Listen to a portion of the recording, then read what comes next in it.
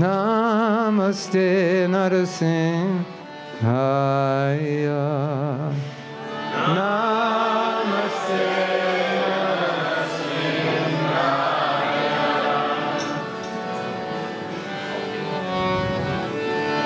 Praladadadhayane.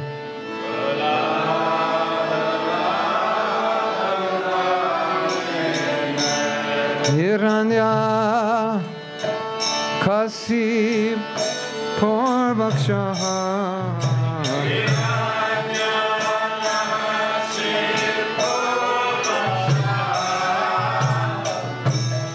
Shilatamka Nakalaye.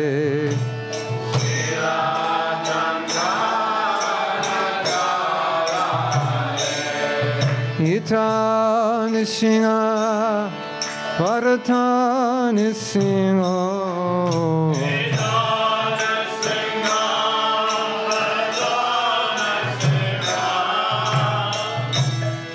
Yato yato yami tato Nisingha. Nishingadev Vahir Nishinga Rinaye Nisingo.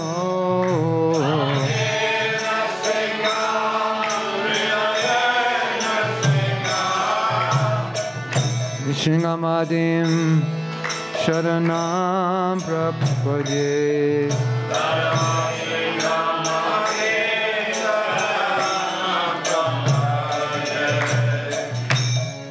Tavakara Kamala Bharinakam Advuta Singham Dalita Hiranya Kashipu Anubringham Keshavadrita Nara Harirupa Jai Jagadisha Hare. Jai Jagadish Hare. Jaya Jagadish Hare.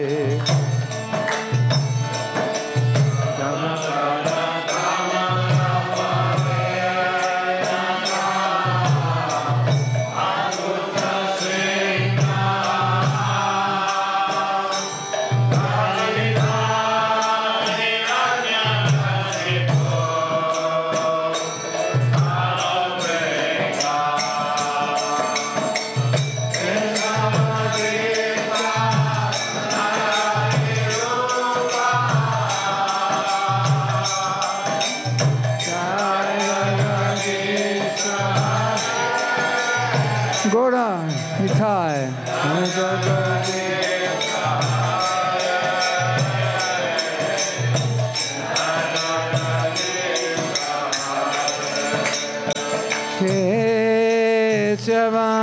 Keshavandnita Nara Hari Rupa Jai Jagadisha Hare. Jaya Jagadisha Hare. Jaya Jagadisha Hare. Nishingadev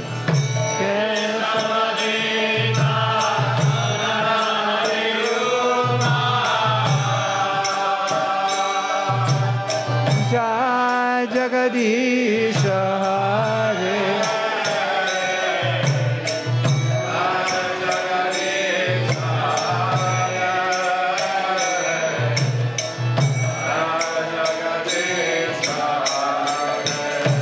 Jaya Nishingadev Nishingadev Nishingadev Jai Nishingadev.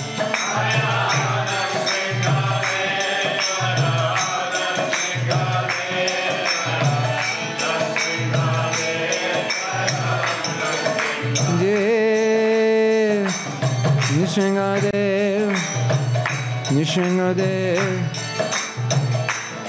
Nishingadev, Jai Nishingadev.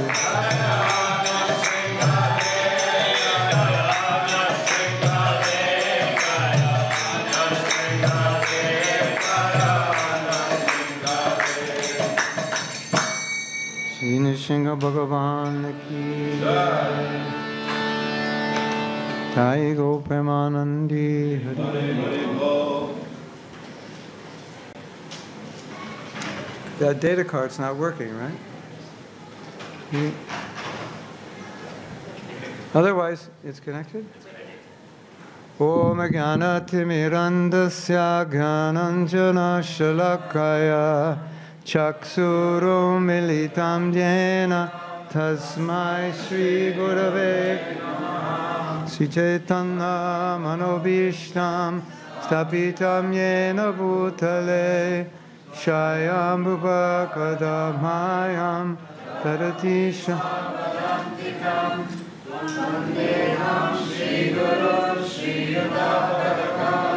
Sri Gurun Vaishnavanscha Sri Rupam Sagrajatam Agunala Amditam Tam Sajevam Sadvaitam Sadvarhutam Purjana Saitam Sri Krishna Chaitanya Devam Sri Radha Krishna Padan Sahagana Lalita Sri Vishaka Nitamsya Vanchakalpatarubhyascha Kripa Sindhubhya eva cha Patitanam Pavanebhyo Vaishnavebhyo Namo Namaha.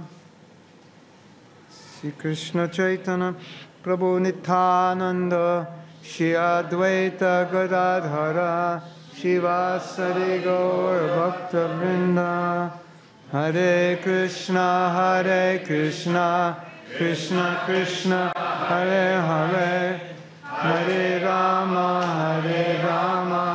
Rama Rama Hare Hare. Hare Krishna. Nice to be here again. It's just like I left yesterday. We're back again, only 2 years later. Hare Krishna. Nice to see you. Old faces and new faces. And whoever else we're going to see this weekend, we'll be very happy to meet everyone. Tonight we're talking about the mind. What's the name of this lecture? Control your mind or your mind will control you. Is that correct? Use your mind or your mind will use you. But the first place we have to start with is, why would you want to control your mind? The obvious answer is to achieve whatever you want. And so the mind's like a steering wheel, and the body's the car.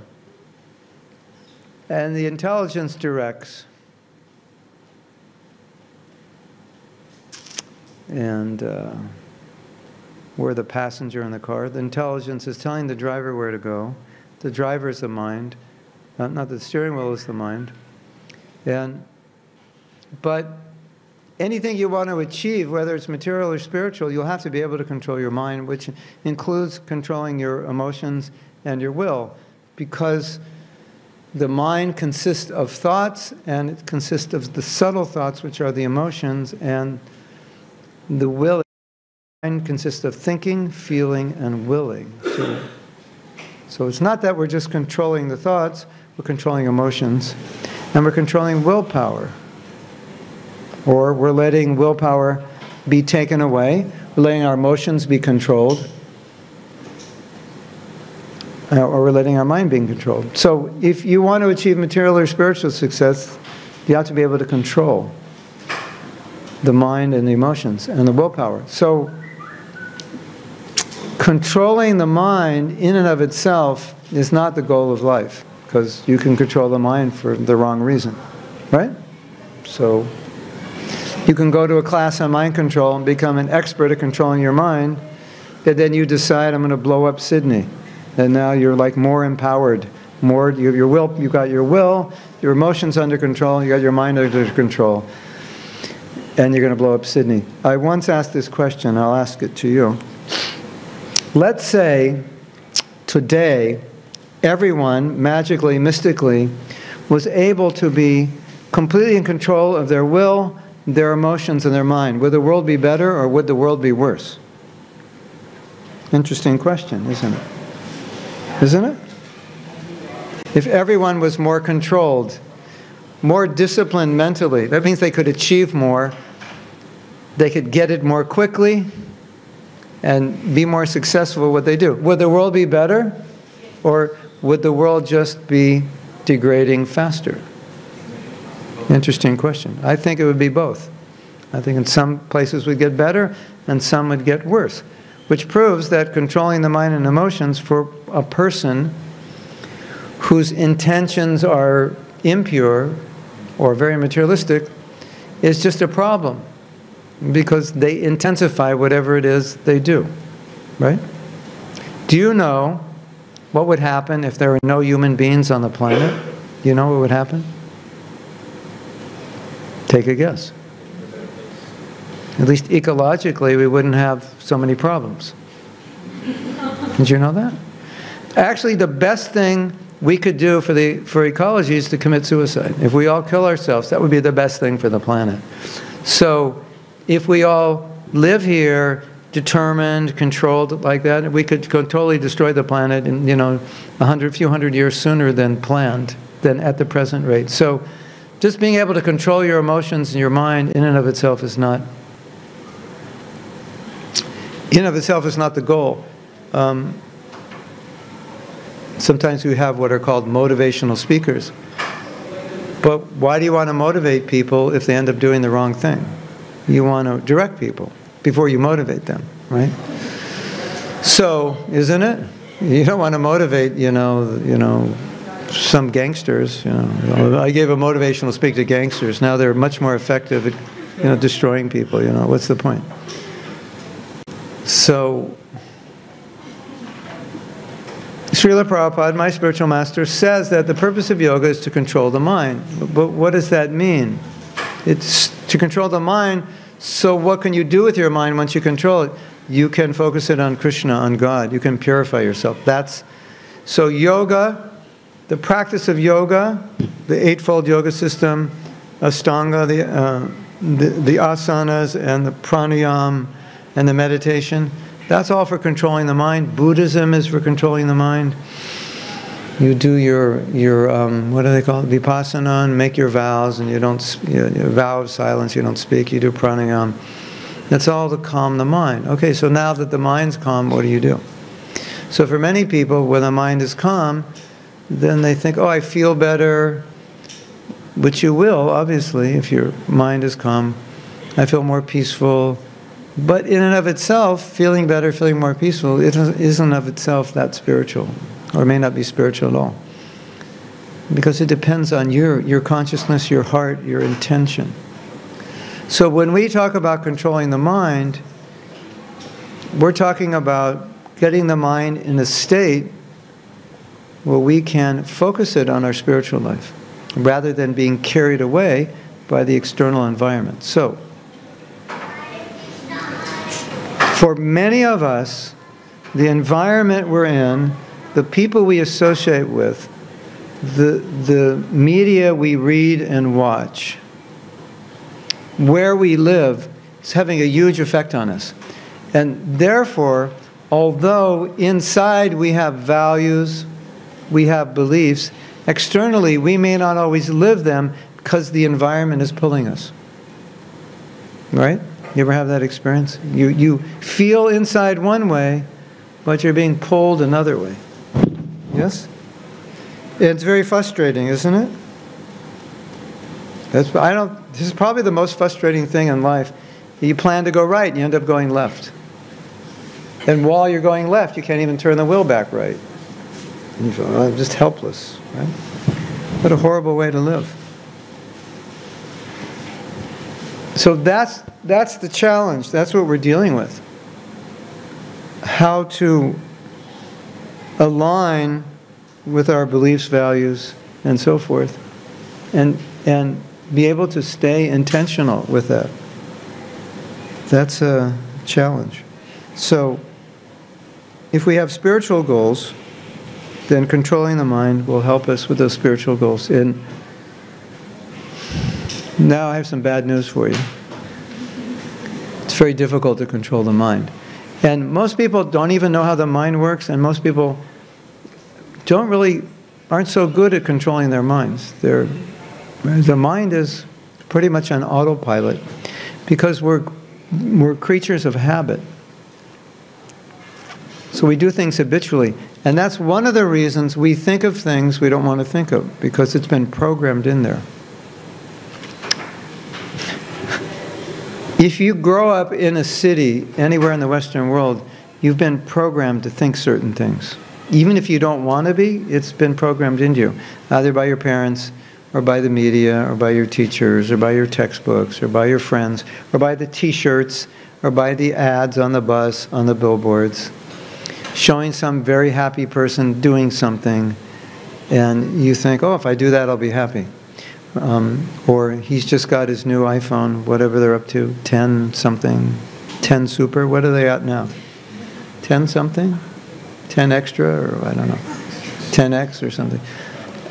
And I don't have one, and he's happy, and a big smiling face, and you look at your face every morning, and it's not smiling like his. So, all this is actually programming us. And you see, the boy and girl, and they're walking together, and they look very happy. They look happy because they just got drunk. It's Friday night, And all this program's going on, and so we're thinking all these things will make us happy that won't. And so when we come to spiritual life, we start to understand these things, but all this programming has already been done, and it's done its damage, and it's done it very deeply, because we have deep beliefs about materialism. Did you know that? You may think you don't, because intellectually you can understand what's wrong with it. But if intellectually you understand, but in your heart you're feeling pulled against what you understand, that's because of the habits that have been programmed in there, due to all that conditioning. And I have some more bad news for you. It's not only in this life, it's many lives of conditioning. You say, well, how could you say that? Because if we overcame our conditioning in our last life, we wouldn't have a physical body anymore. Do you know why you have a body? Did anyone ever tell you? It's because in your last life, you had desires which were unfulfilled, material desires. And the only way you can fulfill material desires is to have a material body. If you have no material desires, or your desires are purely spiritual, you don't need a physical body, because you have no desire physically to fulfill. If you still have physical desires, you get a physical body. So it's not just this life, this society we live in, which is so materialistic. It's not this life. It's lifetimes of conditioning. So that's what we're dealing with. And all this conditioning has formed all kinds of attitudes, habits, beliefs, which are operating subconsciously. And then consciously you're trying to control your mind, and all your energy is like, I have this bad thought, I can't think it. What to do? How do we deal with it? That's a good question, isn't it? You ever, okay, I'm going to think of this, positive thoughts, not going to be jealous of anyone, not going to be envious of anyone, just, I'm going to respect everyone, I'm going to be humble, I'm going to appreciate everyone, I'm not going to complain anymore. There's, if you want to watch something funny, there's, I don't know the name of the YouTube video, but this guy buys a device, and you wear this device, maybe on your wrist or on your neck. And every time you complain, it shocks you. So he puts it on, right? Takes some coffee. Oh, it's cold. And then he walks outside. God, it's so hot today. He's in the car. The traffic. And then he's so frustrated with it, he wants to take it back. I hate this device. So, yeah, that's what's going on, right? Why did I even mention that? I forgot my train of thought. What was my train of thought? Who knows? What? Desires. And then what was the next thought? This means I'm tired. I just flew in yesterday. If I can't remember my train of thought, it's because I'm tired. You were more tired than I am. You can't even... Can't even tell me my train of thought. You were talking about humble, respect everyone, and hold their own opinion. Oh yeah, try to be humble, respect everyone. Yeah, and you make these decisions. Yeah, I'm going to be tolerant, and then you complain like 400 times that day. Yeah. Isn't it? So it's not just a battle with your mind. It's a whole shift that has to take place. Now, we understand if you become very elevated spiritually, you won't have those problems anymore. You will transcend them. You'll be, you know, it's like in the plane, cloudy day, it's raining. You get up high enough, it's sunny, right? So when you transcend, you'll be in the sun. Your mind will be completely spiritualized, no problem. But until you get there, you'll have to learn how to deal with your mind, because if you don't, you won't get there. That's the problem. So for us who want to practice spiritual life, all this mind control is only necessary so we can get above the clouds. Once we're above the clouds, it's automatically controlled. So how do we do that? Well, in doing anything, the most important element is you have to want to do it. You have to have a reason to do it. Especially if it's difficult, you have to have a reason to do it. Because it's easier not to do it, isn't it? I'm not feeling so inspired today. Maybe I'll just watch a movie, eat some potato chips, and take it easy. Although at 5 o'clock you were determined to go home and write that book you're working on, right? But then things take over, and it's so easier to eat the potato chips and watch the movie than to write the book. Sometimes it's just hard to come up with the title of the book, or whatever it is you're doing, isn't it? So that's what we're dealing with. And if you don't have a reason to control your mind, your senses, and emotion, you don't have a good reason, it's very easy to give up. Now, would you like some good advice? Even if you don't want it, you'll get it. Here's some good advice. If you want to be inspired to do something that you're not doing, you need 5 very good reasons. So this is one way to, I can show you many ways to control the mind. All of this is a little, we're making adjustments. We're doing a practice. Krishna says in the Gita, you can control the mind by practice. So these are practices. So the intelligence is above the mind. The intelligence controls the mind. When you have good reasons to do something, the whys, that connects with intelligence, and that overrides the mind. So if you want to do something, and you don't have 5 good reasons, you'll probably never do it, not steadily. You'll probably give up on it, or you won't even start. Unless you're an extremely determined and dutiful person, and you can just act out of duty and do it because it's right. Most people can't just do something because it's right in this day and age, isn't it? You get married, doesn't work out. No, we should stay together, it's right. Yeah, I know it's right, but I don't love you. I'll see you later. That's what's happening more and more, right? If it feels good, do it. If it doesn't feel good, don't do it. Right? I don't feel the spark for you, honey, anymore. It's time to move on. But we made an agreement. Yeah, I know, but that was an agreement we made when we were young and stupid, and I don't feel that way. And so most people aren't so, what we call dharmic, dutiful, committed, as they used to be. Right? Back in the day, 20s, big contract, millions of dollars, handshake, nothing even written. You didn't need it. People would honor their word. Hare Krishna. Jai. So for us, we need some inspiration. We need good reasons. Now, those reasons could be dharma, that it's the right thing to do. But they have to resonate with you. And you don't have good reasons, it's going to be very difficult. Does that make sense? So, if you want to get up early in the morning, you need 5 good reasons. And most people who don't get up early in the morning, who want to get up early, have 5 good reasons not to get up early. Isn't it? Think about it. Anything you want to do that you don't do, you probably have 5 good reasons not to do it. Because if you had 5 good reasons to do it, you would do it. So, you know what you want to do in your sober moments, isn't it? You know what you want to do.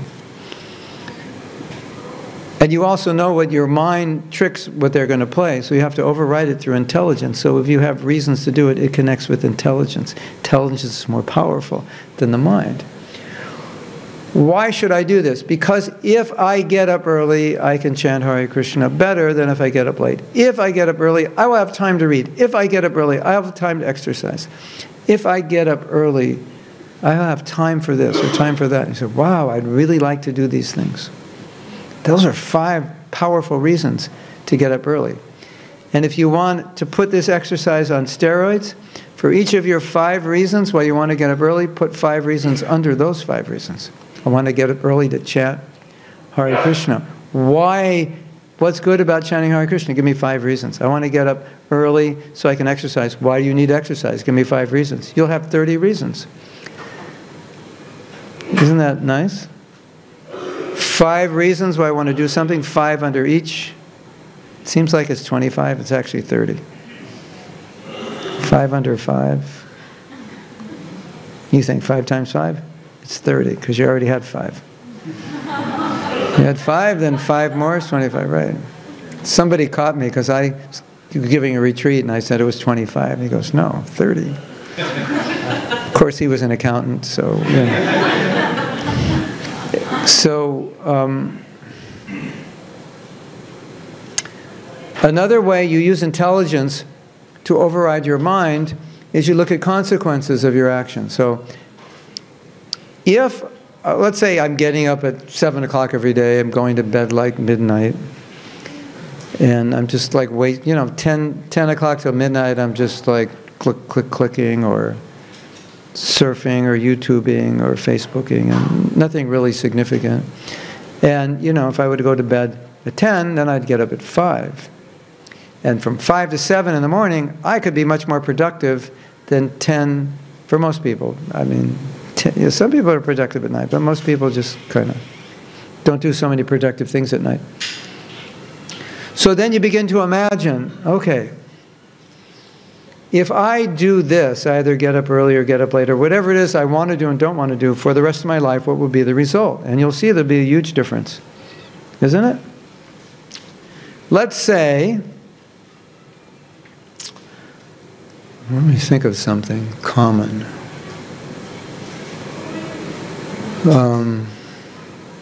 Okay, I have a problem. It's caused me a lot of trouble. We all have some, whatever it is, your Uncle Harry, that you never talk to because he wasn't nice to you when you were 7, and, and your mother keeps saying, why don't you talk to Uncle Harry? No, I don't want to see him, this and that. And it's causing everyone in the family anxiety. And if you could just talk to him, everything would be better. But you don't want to talk to him, right? Something like that. I don't know if that's a good example. But what is the consequence? Everyone in the family's upset, he won't look at me, this and that. And what would be the consequence if I just did it? It would be so much better. So whatever it is, if I continue acting a certain way, I don't like meeting strange people, I don't like getting too close to people, I'm not always trustworthy, or I resist this, or I can't control that. Whatever it is, you just say, okay, if I live my life that way for the next 20, 30, 40, 50 years, however long you're going to live, what's the consequence? What's it going to be like? How will I feel, and what's going to be the result? If I give that up, how will I feel? What will be the result? Huge difference, right? It's actually scary to think like that, isn't it? Let's say you're very arrogant, or very greedy, or very lusty, and you don't give it up, and you say, I'm going to live my whole life arrogant. Or I have no self-esteem. I'm going to live my whole life with I have no self-confidence. I'm afraid of my own shadow. I'm going to live my whole life that way. What's the consequence? It's very bad, very depressing. If I gave that up, if I acted in spite of my fear, if I had more self-confidence, if I wasn't so arrogant, what would the result be? Oh, life would be so much different. That connects again with intelligence, seeing consequences, because intelligence sees consequences. The mind does not see consequences. According to the Vedas, all the mind sees is what it likes and what it doesn't like. The mind is like a little kid. Kid just sees what he likes or she likes and doesn't like, isn't it? So let's imagine now a very funny thought. Let's say you could do an operation and remove your intelligence. Okay, so let's say I just remove your intelligence. Now what would your life be like? You have no intelligence. You can't analyze anything. All you can do is do what you like and avoid what you don't like. You can't think of consequences, right and wrong, moral, immoral, because that's what intelligence does. Just the mind. You just like it, you do it. You don't like it, you don't do it. That would be a crazy life, right? And that's basically animal life, is more on that level. Human life has a much more developed intelligence. So the intelligence overrides the mind. So the mind is just giving feedback. The mind is just, I like this, I don't like this. The senses are giving stimulus to the mind. Oh, that feels good. Oh, it doesn't feel good. This is sharp. Oh, this is soft. It's a feeling, registers in the mind, good or bad. So the mind just goes good or bad. But maybe that bad feeling is what I need. It'll be healthy. I eat the spinach, but I don't like it. Intelligence says, eat it, it's good for you. Mind says, I don't like it, I don't want to eat it. Right? So if you had no intelligence, what would you eat? What would you do all day? Yeah, it'd be interesting, right? Maybe we can make a movie, to illustrate this point. So it's obvious that the stronger the intelligence, the more the mind is controlled. So now, we want to get to a point in our life where we can conceive of something we want to do and be able to do it and not allow the mind to distract us. By being able to control the mind through intelligence. How else can we control the mind? We can control the mind through action. This is very interesting. And this is very, very powerful. Let's say I am envious of this wonderful young man here, or who used to be young, not as young as he used to be. But compared to me, he's young. How old are you? 47. I have a son, 46. Wow. You can say wow if you want. Believe it or not. I have a son who's 46.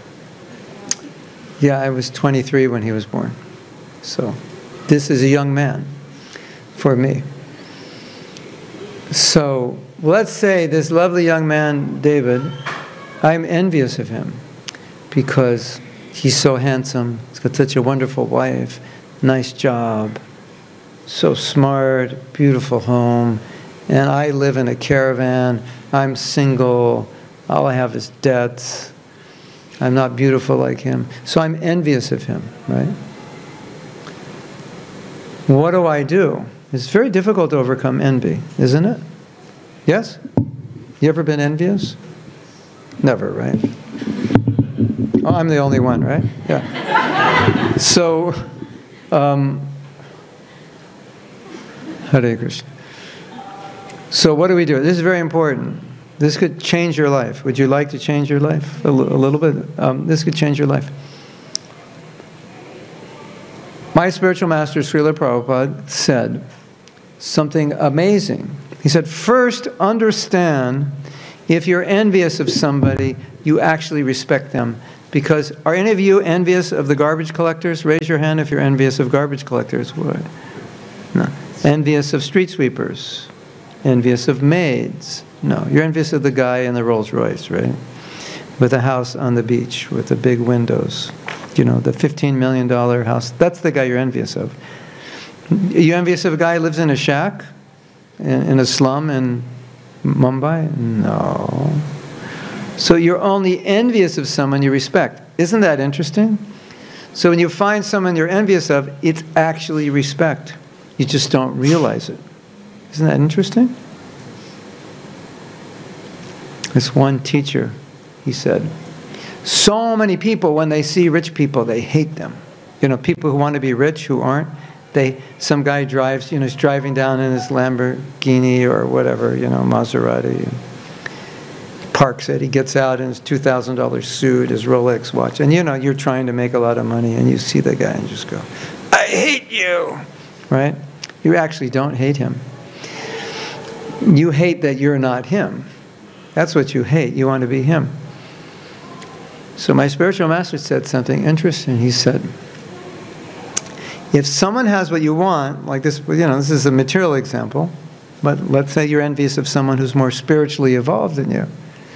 So he has more humility than you. He has more spirituality, more kindness, more compassion, more attraction to spiritual practice. And you don't have it, and you become envious of him. My spiritual master said something really interesting. He said, if you're envious of the person who has the qualities you want, then you've placed a negative on what you want. You created a negative energy towards what you want. Isn't that interesting? Okay, well, let's use the example of the guy with money. I think it's easier. So he walks out of his Maserati in his $2,000 whatever suit. What suit costs $2,000? What kind? Armani. He's got his Armani with his Rolex, his Maserati. What kind of shoes?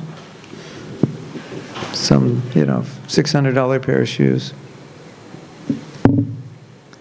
And you think, I hate this guy. So you've created negative connotations to Maserati $2,000 suits, shoes, because they're not on you. So you've created negative connotation. So now you want to be rich, and you've created all negative towards all the signs of wealth. Isn't it? Isn't that funny? So you want to be spiritually advanced. He's very humble, I'm not. He's very kind, I'm not. So I'm creating negatives towards all the things that I want. Isn't that interesting? So my spiritual master said, serve him. Serve that person. Appreciate that person because they have what you want. And then you create a positive energy. So there's actually one teacher who teaches about money. And he said, when you see that filthy rich, well, don't use the word filthy rich. When you see that rich person with the Maserati in 2009, go up to him and say, thank you. You're such an inspiration for me. Is there anything I can do to help you? Appreciate them. Isn't that interesting? So what you're doing is you're changing your behavior toward the thing which is actually controlling you. That person you're envious of is completely controlling you. Isn't it? Isn't that, aren't they? They don't even know you, and you're letting them control you because you hate them. You know, when you were in school, didn't you hate the student who was the smart one? Who knew all the answers? You know, in my school it was the Chinese girl. Her name was Fei Lo. I hated her so much that I remember her name. That was 1967. Fei Lo. Oh my God, she knew every answer. She knew answers that weren't in the textbook. She knew answers the teacher never gave. I was like, I hate you, Fei Lo. And I hate all Chinese people now. Isn't it? So we're hating someone for their good qualities. This is totally insane. So when you become a little sober and you want to practice spiritual life, you realize this is so stupid. You know, this is not the way to live. So you want to change it. So you have to know how to adjust everything. So you have to be able to control your mind. You have to be able to reanalyze it. And then the last thing we're saying, you want to serve and appreciate the person. So it's an action, and an action which changes attitude. So if you don't like somebody, but you appreciate them, you'll start to like them. Sometimes parents will have their kids hug when they're fighting. Just hug them. I don't want to hug them. Just hug them. Because if you can get two people to hug, they're really hard to hate somebody when you're hugging them, isn't it? I hate you. Get out of my arms. You know, it's really difficult, isn't it? So it's like, let's say you have an issue with somebody, you feel uneasy. And you can't really control your mind. It's just, you know, that those times when you can't shake that, whatever it is you have to shake. But if you embrace them, it shakes it out of you. If you praise them, it shakes it out of you. If you pray for them, it shakes it out of you. If you bless them, it shakes it out of you. So I was saying, you can make a t-shirt if you want. You can't hate someone you're praying for. Because it's two different mindsets. You see? So when you get yourself into one mindset, which is an habitual mindset that you can't control, if you act in a way which counteracts the mindset, you don't even have to change your mind, you just act. And the action will change your mind. It's such an easy way to change your mindset through action. So I embrace him, I pray for him, or I appreciate him, all three, and I lose my envy for him. Or I'm just nice to him, I respect him, right?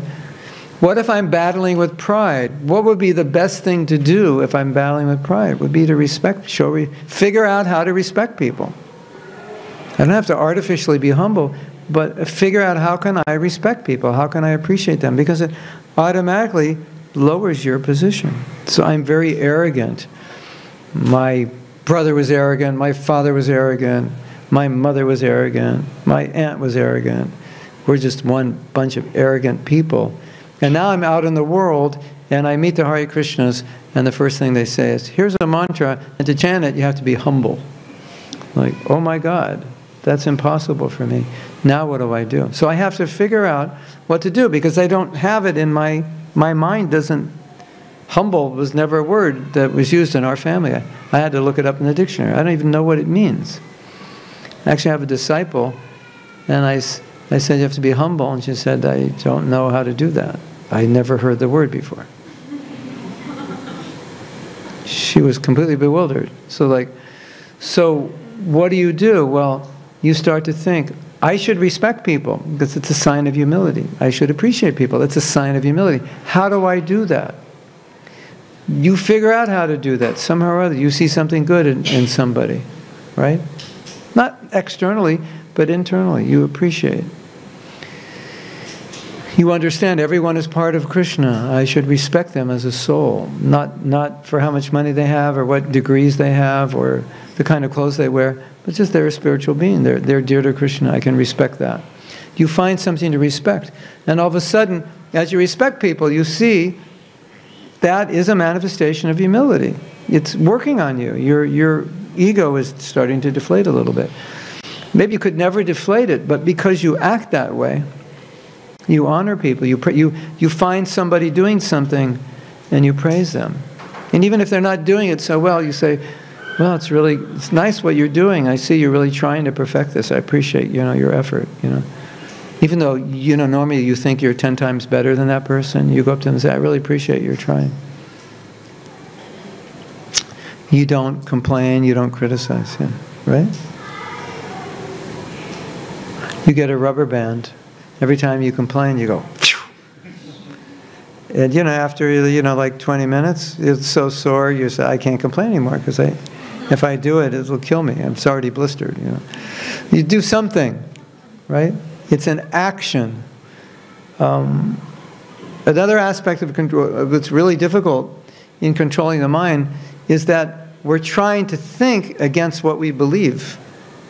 Right? Like, I believe I'm the best thing on the earth, and I'm trying to be humble. Yeah, good luck. Good luck. How do you do that? Why should I respect people? I'm the smartest person here. So that's what I believe about myself. Or I believe the opposite. I'm the stupidest person here, and I'm trying to have self-confidence. So when we have beliefs, and we're trying to change our thoughts, the beliefs are generating the thoughts. So you're just getting rid of the bubbles on the surface, but the bubbles are being created underneath. So you get rid of bubbles, and more bubbles. The same bubbles keep coming up. So you're scooping them off the top, thinking I'm controlling my thoughts. But the bubble machine is bringing up the same thought bubbles. Those are the beliefs. So beliefs are the subtle form of thought. And if you don't adjust beliefs, then you always have the same thoughts, right? Material philosophy means I believe that I'm a little god or a big god, right? I believe that I can control things. I believe I can enjoy things. I'm an enjoyer. I'm a controller. Yes, that's the material consciousness. And spiritual consciousness is God is a controller, God is an enjoyer. Material consciousness, I am the enjoyer, I'm the controller. I can actually enjoy life, this physical body. So if you have that belief and you're trying to think humbly and trying to think I am a servant, unless you start acting humbly, acting as a servant, not acting as the proprietor and controller of everything you can be proprietor of and control, it's not going to change. But you can act yourself into new beliefs. Because so many beliefs you have, you acted into and you didn't even know. You know, you did something and you know your best friend left you, and now you have a belief that every good friend will leave you. You know, an action creates a belief. So you can act against it. Okay, now I'm going to develop relationships with people who won't leave me. So I try to develop good relationships, and then new beliefs come. So it's something to consider. If you have perpetual thoughts that you're always trying to control and you can't, it's probably because you have beliefs that are generating those thoughts. And you have to go down and one way to is act in the way that you want to believe, right? This got me in trouble once. This one teacher said, he said, you know, if you want to get rich, you have to act like a rich person. So I did, you know, $25,000 on my credit card, you know, a few months later. I was acting like a rich person. Of course, I couldn't pay the credit card. So I don't know, you have to be careful about that. But you understand the principle. You know, you have to, you want to be rich, or you know, you've always been poor or something. You have to start acting like rich people act, so you can change. You know, because to act that way, you have to change how you think. You know, well, this pair of socks is $347 and this is $429. But the $429, you know, they have a 10-year guarantee, and the $347 has a 2-day guarantee. But it's, you know, it's $1.25 cheaper. I'll buy it. You know, that's the poor mentality, right? So you kind of have to, no, I want to be wealthy. I'm going to buy the $427 socks instead of the, you know, something like that. You know, you just start acting, you know, I'm afraid to do this. I'm going to do it anyway. You act against your fears. You act, like we said, act against your envy. And and as you do it, it starts to create a different mindset. So now you might be sitting here thinking, okay, it all sounds good. How do you do it? How do you, you know, it sounds like, you make it sound, Prabhu, you make it sound so simple. I've been trying to control my mind since, like, you know, ever, and you make it sound so simple. Well, I'll make it sound even simpler.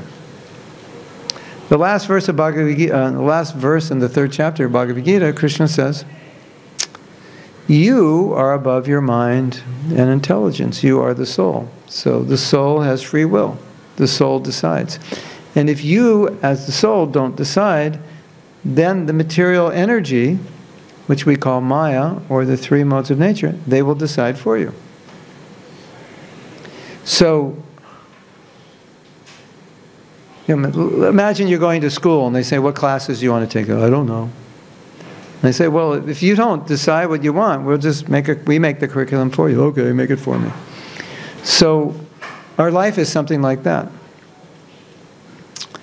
That Krishna has given us free will. We can decide. That's the nature of the soul. Soul is called jiva. The nature of jiva is that it has free will. That's what distinguishes these kartals from you. These kartals have no free will. If you leave them there, they won't move unless you move them. Right? You have will. You can get up right now, isn't it? You've used your free will to come here. You can get up and go. You can take what I'm teaching and use it. You can walk out and say, I can't do that. You can, whatever you want to do, you can do. But if you don't use that free will, then the material energies comes and it just tells you what to do. It does it for you. And then we become controlled. And that's why we start moving away from our desires, our values, our intentions, because we allow the world to pull us, which is where we started this lecture. So you and I and all of us actually have the power to control ourselves. That might be the best thing you've heard all day. You actually have the power, because you can make a decision. Any decision you want to make, you can make. Will you make it? That's another question. But knowing that you can make it is powerful. We just had a retreat for 5 days. I have some bad news for you. You missed something really good. You can come next year to India, in Mayapur, and 10-day retreat. It was, how can I say this? I gave it. It's really arrogant of me to say it was amazing. But I'm only repeating what the devotees who came there said. That's what they said. But as a teacher, I could see it was quite amazing. And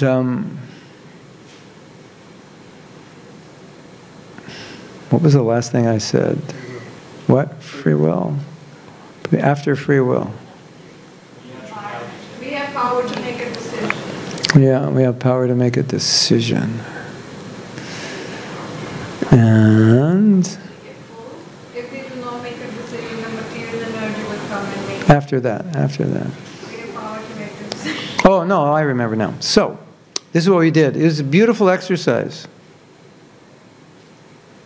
This was amazing.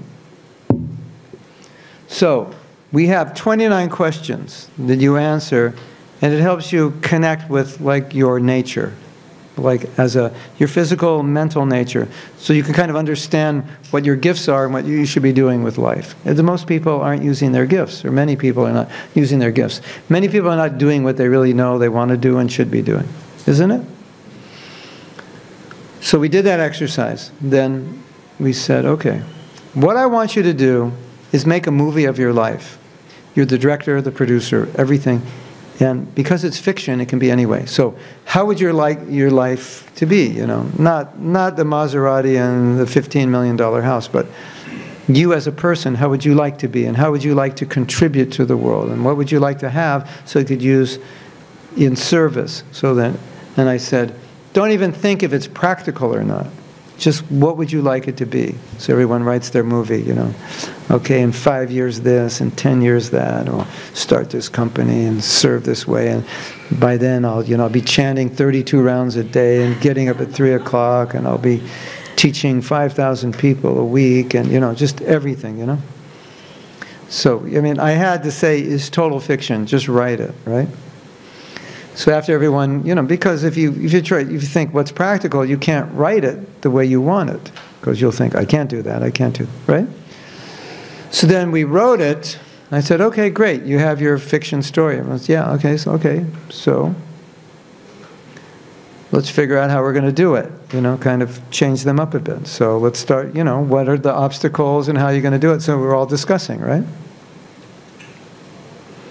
So people are getting pretty inspired now because, like, they have a vision. It's like you can create a vision for your life. You don't have to accept where your life is. If you don't like it, you can actually change it. That's good news, right? You can actually do that because you're jiva, you're above the mind and intelligence. You can actually control your life the way you want. What do you think about that? You can't control everything, but you can do better. Let's say that much. So we did this beautiful exercise. You cannot believe what the room, well, we weren't in a room, we were outside under mango trees. You cannot believe, there's 105 of us under 3 big mango trees in Mayapur. You cannot believe what happened after we did this exercise. Did this exercise on February 24th, I think. So I said, tomorrow, when you come back tomorrow morning, February 25th, it's going to be 2029. And you're going to meet everybody after 10 years, and you're going to tell them what you're doing. Because they made the plan, right? Now it's 10 years later, And they have to say in the present tense, what I'm doing now is I have this, and, my books are in all the bookstores, or the movie's been made, or the Goshala's been created, or that school. We have 3 schools now, or whatever it is. Present tense. You can understand, this is like, okay. So, Sundari Radha, it's 2029, so, what's happened the last 10 years? David, Amber, Sneha Priya. What are you doing, You could not believe that room. I'd never seen people so inspired in my life. Like every person was like a 1,000-watt light bulb was just turned on. It was amazing. I didn't expect it. Because everyone has a vision, but they've turned it off because we're so used to being pulled and controlled by our mind, emotions, senses, isn't it? that we just think, I can't do it. The good news is you're above it all, and you can. You can do better. I can't say, you'll be the next prime minister, but you'll be something better than if you didn't believe you had more power within you to do it. So that was amazing. And people have all these amazing plans, and it's what they always wanted to do. So, and it all comes from that I can, it sounds like a little bit of materialistic philosophy, though. He's saying I can decide, I can control. But if you study spiritual philosophy, it's all about controlling your emotions, controlling your mind, controlling your senses, so you can focus it on service, isn't it? Yes? And if we give into it, oh, it's too difficult, I can't do it, I don't know how to do it, then what happens is, the same thing keeps happening through your whole life. Right? We have a nice experience. We have japa retreats where people go for 5 days and just focus on their japa. We go away to some retreat center out in the middle of nowhere. Your phone doesn't even work. Nice cabins and surrounded by trees. And we just have classes all day and chant all day and kirtans at night and association all day with devotees. It's amazing. And some devotees realize that if they didn't do that, their japa would have never changed. It would just be the same year after year after year, year after year. And sometimes getting worse and worse and worse. And more difficult to chant and less taste. It's just,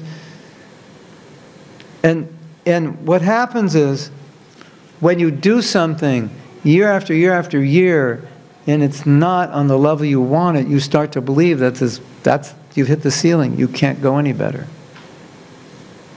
And that's when you run into trouble. You think, this is it. This is how I am. It can't change. That's it. And so those japa retreats would change those patterns, would change those blueprints, would change those old japa habits. And people would say things like, I don't know, is this the first time? Is this a different mantra? Is this the first time I've chanted? It was like a different experience. So the retreat was kind of reframing how they look at themselves in japa so they could break through those old habits. And so life is like that. You just kind of get in these patterns and then the same thing keeps happening. Did you ever notice that? Year after year, I have this friend, it's so funny. Every year he writes me, it's the same email with the same 10 problems and the same 10 excuses. I say, Prabhu, you don't have to write me the email I saved last year's. I was going to read that one every year. It's exactly the same. Now, I have good news for you. Maybe this will encourage you. I try as best I can to practice what I teach you. I really don't teach things I don't do. I don't feel it's right to teach what you don't do. I feel it has no power. So I do this myself. And in preparing for this retreat, I was reviewing notes of my own aspirations and my own work on myself from like 10 years ago. And I'm reviewing all the intentions I made, and it's like every one of them is happening now. I was looking at this going, that's pretty good. Everything I set out to do, I said, so that's the way it works. It can't happen if you don't set out to do it and make the intention and follow through and believe you can do it and keep with it. And then you make it happen because you are a soul who can decide what you want. And the sad news is if we don't, then we're just left with the conditioning. And the conditioning, because it's a habit, it just produces the same result. Right? You have the lottery here in your country. In America, we say the lottery is how to get money out of the people who don't pay taxes. You say that here? Because it's the poor people who play the lottery. Because they don't...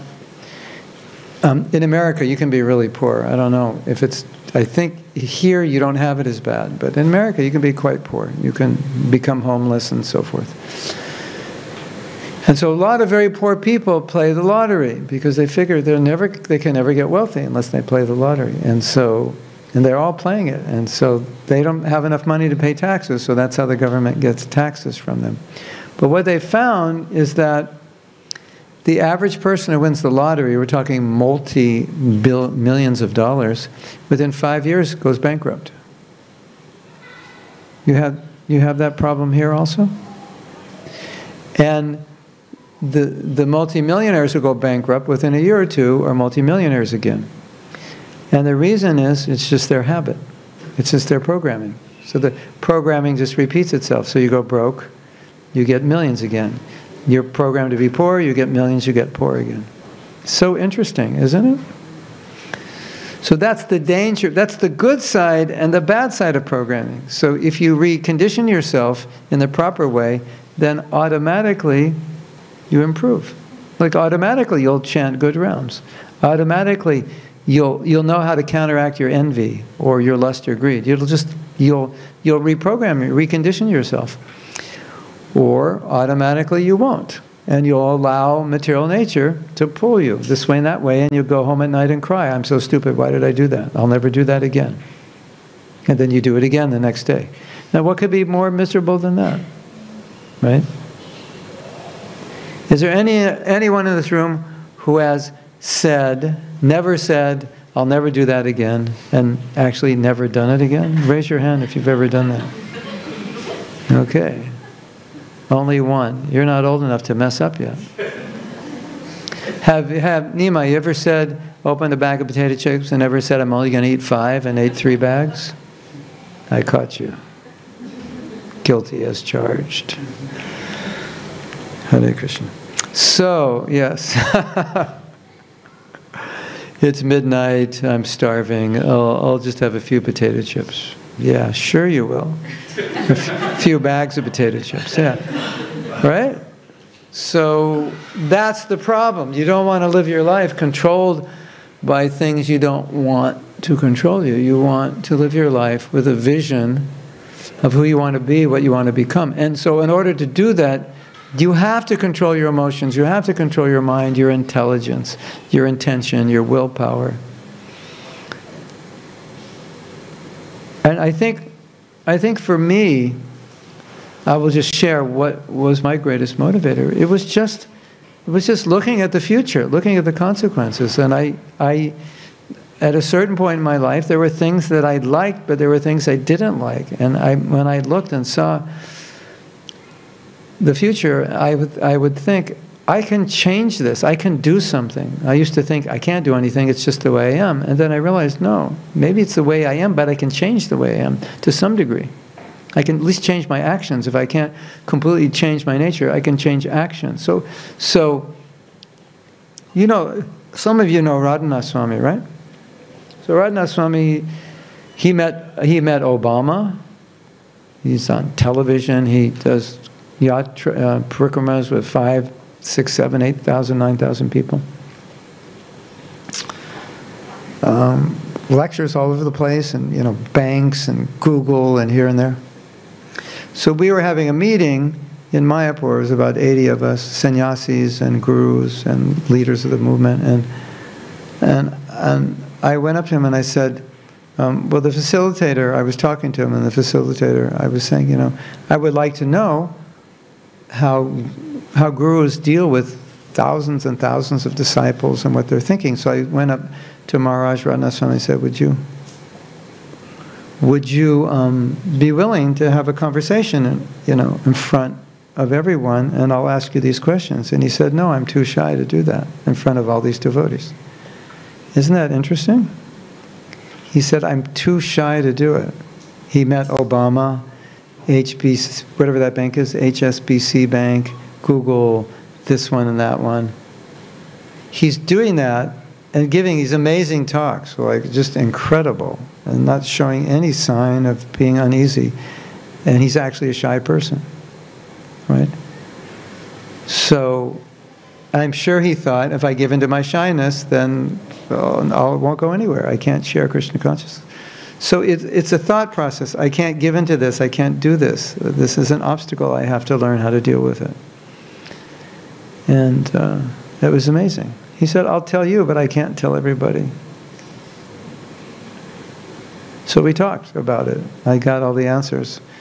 But I thought that was so interesting that he felt that way, in spite of his public persona. And if you talk to him, you don't get the impression that he has a public persona at all, because he doesn't feel like he is that person, because he's a shy person. He doesn't feel important at all. It's his nature. But he has to take that position in order to share Krishna consciousness, so he does it. So you may have a fear. Wouldn't it be good to act, to learn how to act in spite of it? You may be envious. Wouldn't it be good to learn how to deal with that? You may have lust. Wouldn't it be good to learn how to deal with it? It all comes from an intention to do it, a willingness to apply yourself. So my story was, I was living in India, in the holy place of Vrindavan, which is just the most amazing place I have ever lived in my life. I can't describe it. Those of you who have been to Vrindavan, you understand how amazing it is. But those of you who haven't, I'll tell you a story about it, and then I'll tell you what happened to me. There were some students who knew nothing about Vrindavan. They came to Vrindavan on a photo assignment. Their teacher is a devotee, so they didn't know what Vrindavan was. And Vrindavan is a very spiritual place, and these were just average American students, you know, not vegetarian necessarily or into yoga or anything, just average photography students. So they came to Mayapur to do their photo essay, Vrindavan, and they're living there.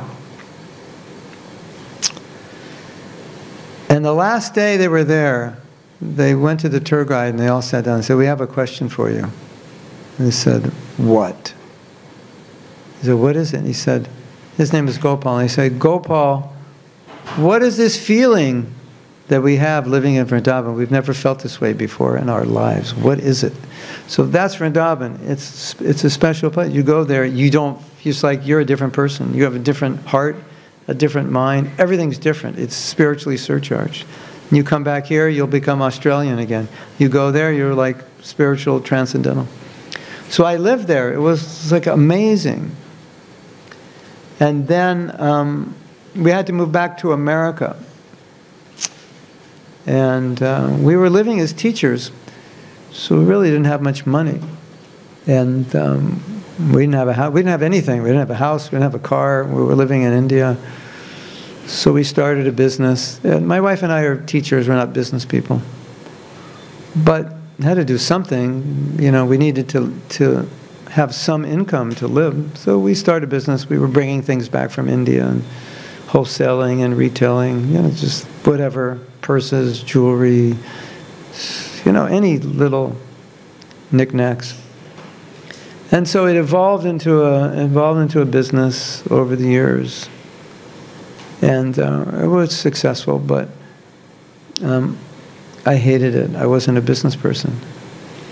And so I had one day, I was sitting in my office, and I was so frustrated with what I was doing because it was so much against my nature. And I had all the things that am teaching you tonight, I had been learning and understanding more deeply over the years. And then I said to myself a mantra, and it went like this: you don't have to do this. You can do something else. It took faith and courage, because now I had to believe in what I was learning. And I had to believe in Krishna. I had to believe that I could do something different. And that's changed me. I did it. And then later on, I read something so interesting, where Prabhupada said, you have your karma. Whatever you do, you will get the same income. So if you look at my income tax receipts from when I had the business and when I gave it up and started what I do now, teaching, they're the same. It's the same amount of money. I think even more is going to come in the future when I'm a famous author and sell 1 million books. Then, you know. But I always had this intuition. I said, I don't think I'll ever get rich, But if I do, it's going to be an accident, and it's going to be because of what I love, not because I'll figure out how to make it. It'll happen. But anyway, the point is, I understood I could change. I was allowing myself. It was too easy just to do the business because it was an easy way to make money. It didn't take any brain. You just buy something and sell it, find a place to sell it. And teaching meant I had to study a lot. I had to develop courses. I had to learn how to present. It was more difficult, but I did it. And it was based on everything I was telling you tonight. And as I said, and all the goals I made at that time, when I went back and looked at my paper, I said, this is all old stuff. I've already done all this. It was so nice to read it and see that I had made huge changes just by understanding I could do it, and then learning how to develop and control my mind and develop the attitudes that I needed to do it. So I couldn't be fearful, and I couldn't be this or I couldn't be that. I had to control myself. But the inspiration, the reason to do it was so strong that I could do it. And you can do it too, if you want. It's up to you. It depends on you. Hare Krishna. So we have a little time for questions, if you like to ask. If everything just depends on, I can do it, I want to.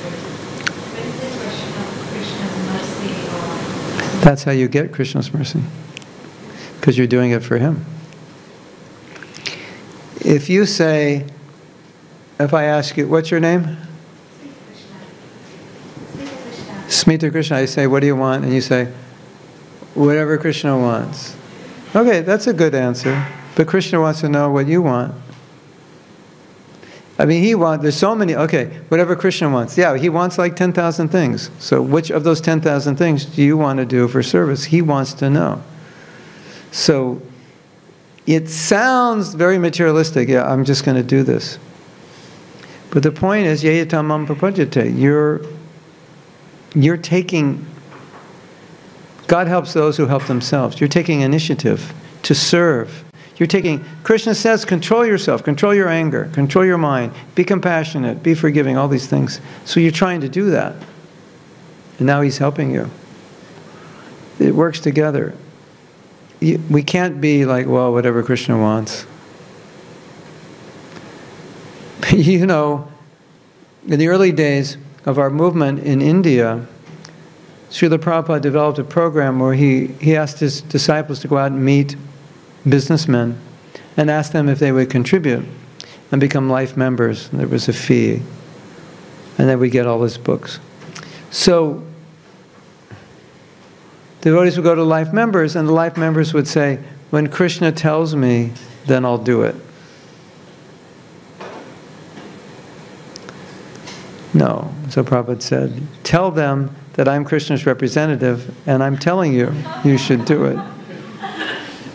So it has to be more like that, what Krishna, when He wants. No, but He's right in the Gita, He's telling you what to do.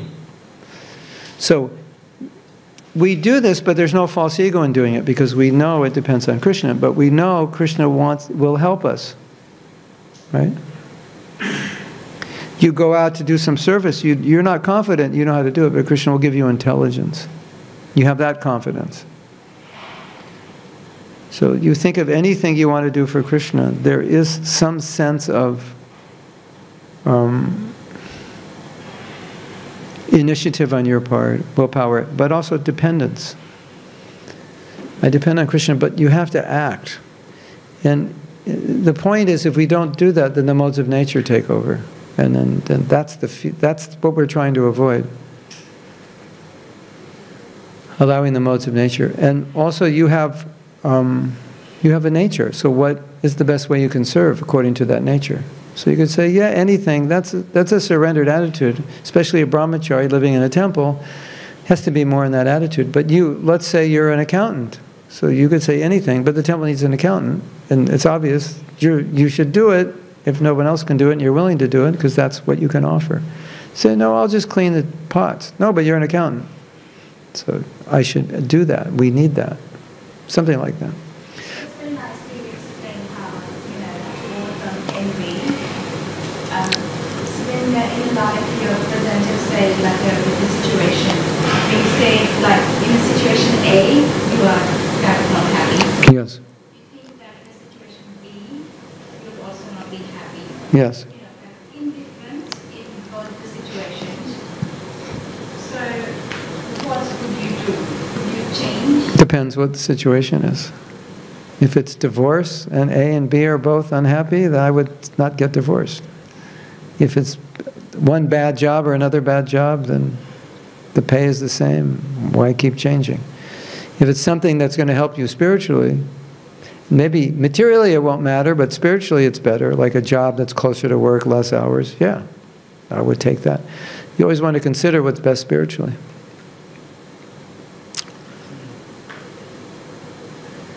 I will tell you a story, this really, really beautiful story, and I think this will inspire us a lot. We have a temple in America, in Houston, Texas. So the temple president there, he's a grihasta, he's from India, and they've built that temple. It's one of the most beautiful temples in America. And they've got a hall for like 500 or 1,000 people. They've got a property. They own many, many. All the devotees live around there in homes. They just bought some property and are building apartments. It's quite a project. And I think for some time he wasn't having to work, but then he ran out of money. And he got a job. I don't know how he got qualified for it or what he did. He got a job working for a company where he repairs a machine or a group of machines when they break down. And his hours are from 4 a.m. to noon. And most of the time, the machine doesn't break down. So he sits in his office chanting japa and reading the Bhagavatam. And he comes home at noon, which means he has the rest of the day to do service as a temple president. So, you know, when you have a desire to serve like that, look what Krishna can do. So I love that story, because it's so obvious that he's done so much service, and he wants to continue that service that Krishna just has taken care of him. My godbrother, Vaisheshika Prabhu, said in a lecture, and I don't know where the reference is, but it's another beautiful thought. He said, sometimes a devotee has given his life to Krishna and is so busy, he doesn't even have time to take care of himself, so Krishna takes care. You know, Krishna provides, you know, what he doesn't have time to take care, Krishna will provide what he needs. He'll send people to take care of him, to give him money, to cook for him. You know, a devotee will say, yeah, I do massage, you need a massage. Or a doctor will say, you need an exam. You know, it's just like, so I always tell devotees that Krishna promises to take care of you, so why don't you test his promise and, you know, take another step, you know, closer to the jumping off the cliff and see what happens. And it's fun. You know, I say test Krishna, that doesn't sound right, but I don't have a better way of saying it. You know, he says this, you can so test him. No, what do we say? When someone makes a promise, well, how do we say that, you know? He promises. So do we test his promise, or what's the word I'm looking for? What is it? Testing and trusting Krishna, testing yourself. Yeah, okay, test. I'd like test Krishna, but we're testing ourselves, yeah. But in a sense, we're testing. Well, Krishna said it, so why don't you test him? See if it's true. You know, jump off the cliff, see what happens. See if he'll catch you. He said he would. So, you know, Krishna really wants to see your attitude. And so Krishna sees you're trying. You're applying what he's teaching you. And then he helps you. So everything I said tonight, without Krishna's mercy, how can you do it? But because you want to do it, he gives you help. Yeah. Gives you intelligence. You know, he gives you the input so you can control yourself. Yes? You're welcome. I had a question about, you know, how you said you're in charge of looking into humanities and have those in shape.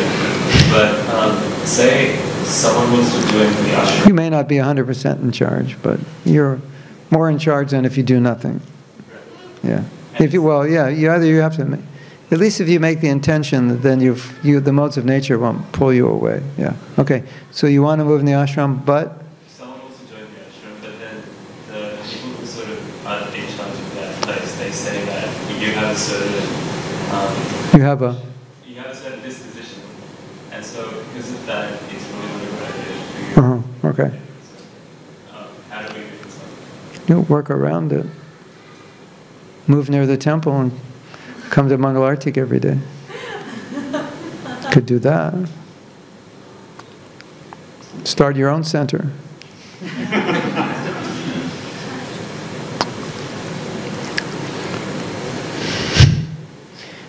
Every situation provides an opportunity for us to, figure out how to work through it and around it. And so we have to be stronger to do that, or wiser, more faithful. So if we don't have challenges, we're not going to be Krishna conscious. If we don't have difficulties, we're not going to be Krishna conscious. Srila Bhaktisiddhanta said that. He said, Krishna doesn't like to see his devotees suffer, but he has to put them in difficulty for them to become strong. It's like it's necessary. Until you become completely pure, difficulty is necessary. So don't run away from difficulty. See that I need this to become strong. It's just a fact. I mean, some of the best rounds we chant are when life is the most difficult. Some of the worst rounds we chant is when everything's good. Unfortunately, that's not true for advanced devotee. But until we become very advanced, the difficulty is necessary. And we've come into the world, we want to be happy here, we're trying. If it actually worked, like you could actually be happy, body, mind, and soul happy, who would be interested in spiritual life? What would the impetus be? Read this book, it'll make you happy. I already am happy. Yeah, but you can go to the spiritual world, no problem. I'll die and come back, and I get another body and I'll be happy. It's like, why would you want to do austerity and chant and meditate and give up so many things if you're already happy? But it's when things are difficult, then it changes. So for us as devotees, we need that. We need the obstacles. It's, like somebody doesn't like you. It's great to introspect. How am I reacting to it? Am I hating this person now? If I'm hating this person because he doesn't like me, that means I must have a lot of hatred in me. So we see it like that. We definitely need tests. There's no question. And we definitely need pushes. But when you advance to the point when you have a taste for hearing and chanting, you don't need that anymore, because your taste is what will pull you. Your taste will pull you, but until that taste is strong, we have to be pushed from behind. So it's good. Sometimes someone will criticize you. Who wants to be criticized? It's very painful, but it makes us humble. We're either going to get angry or we're going to become humble. So when these things happen, you have a choice how you want to react. So like in this situation, you could get frustrated, start criticizing them, criticize ISKCON, A, B, and C, or you can just say, okay, this is Krishna's desire, something I'm meant to learn. And even if it turns out, 5 years from now that what they said was wrong, they shouldn't have said it, still that's not the point. The point is, how did I respond to it? Even though it is wrong. Like another, this brings up another point about the mind. I didn't mention this, but it's really important. Sometimes something happens. So let's say what they told you is, proves to be wrong. And so you were justified in being upset. But what's the point of being justified in being upset? Because the result is, whether it's justified or not, you're upset. And you suffer from that upset, right? So one of the big challenges we have is when something is not fair, it's not just,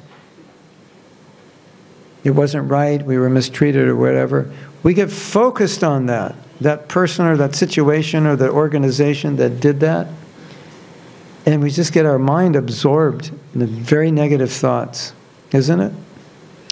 Even if what they did was wrong, that's not the point. The point is that we're allowing ourselves to get absorbed. And that's so common, isn't it?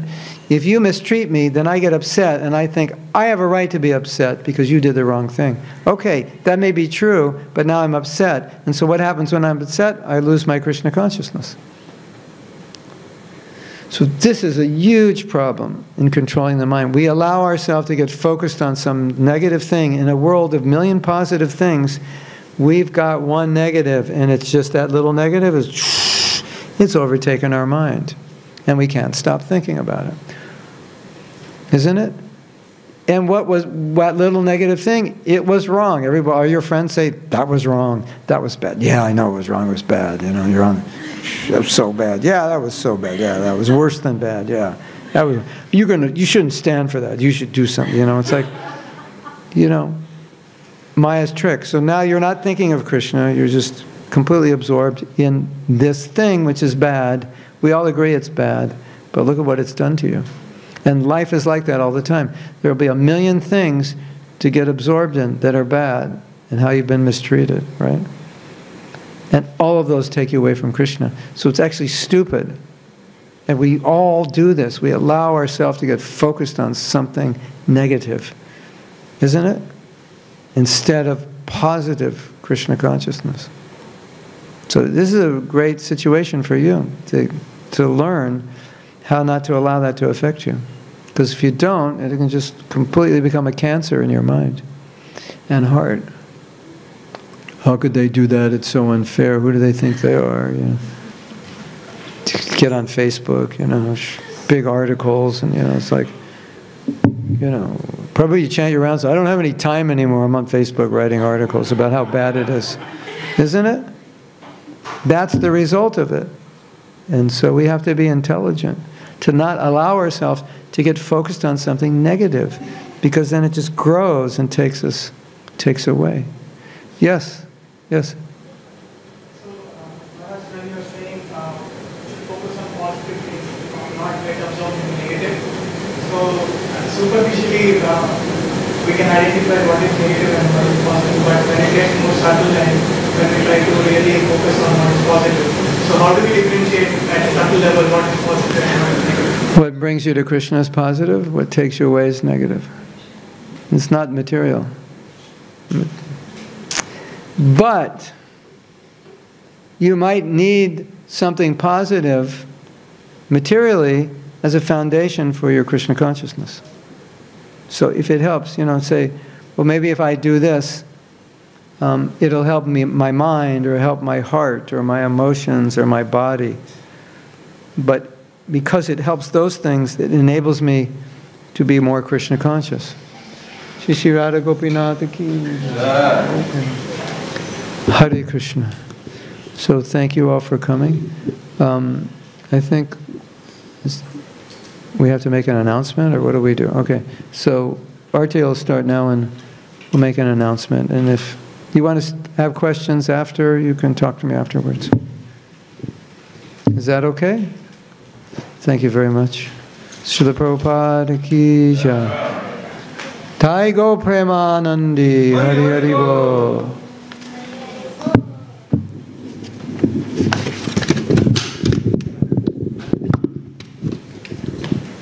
Hare Krishna. Hare Krishna. Hare Krishna. So first of all, we'd like to thank you all very much for coming for the program tonight. We'd especially like to thank His Grace Mahatma Prabhu for visiting Sydney once again. It's been a couple of years since he was here. The last time he came here, actually, he did a wonderful seminar on building communities just up the road at Crow's Nest. We had a wonderful time. The reason I bring that up is because we'll be having another program at the Crow's Nest Center this weekend as well. So we have a few programs coming up. So first of all, tomorrow morning, Mahatma Prabhu will be leading Guru Puja here and giving the Srimad Bhagavatam class. Definitely give the Bhagavatam class. Depending on what time I go to sleep. You may or may not see me at 7.